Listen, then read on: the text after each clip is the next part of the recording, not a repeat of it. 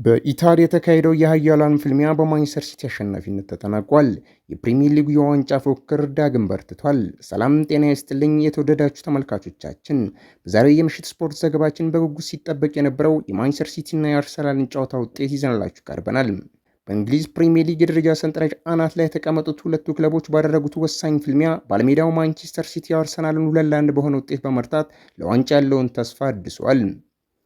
ለውሃ ሰማያዊዎቹ ድል ድንቅ ግቦችን ያስቆጠሩት የኖርዌው የግብ ማሽን ኤርሊንግ ሃላንድ እና ወጣቱ ኮከብ ሪያን ሸርኪ ናቸው።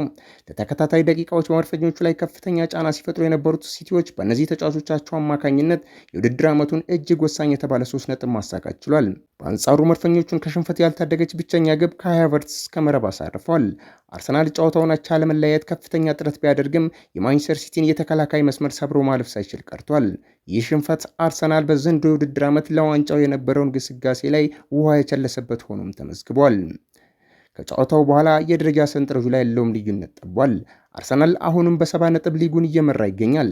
ማንቸስተር ሲቲ ነጥቡን ወደ 67 በማሳደግ አንድ ቀሪ ጨዋታ ያለው መሪነቱን ለመንጠቅ አርሰናልን በቅርብ ርቀት መከታተል ጀምሯል። ቀጣይ መርሃ ግብራቸውን ስንመለከት በመጪው ረቡዕ ማንቸስተር ሲቲ ከበርንሌይ ጋር የሚጫወት ሲሆን ቅዳሜ ደግሞ አርሰናል በኤምሬትስ ስቴዲየም ኒውካስል ዩናይትድን ያስተናግዳል። የፕሪሚየር ሊጉ የዋንጫ ፉክክር አሁን በይበልጥ እየጋለ መጥቷል።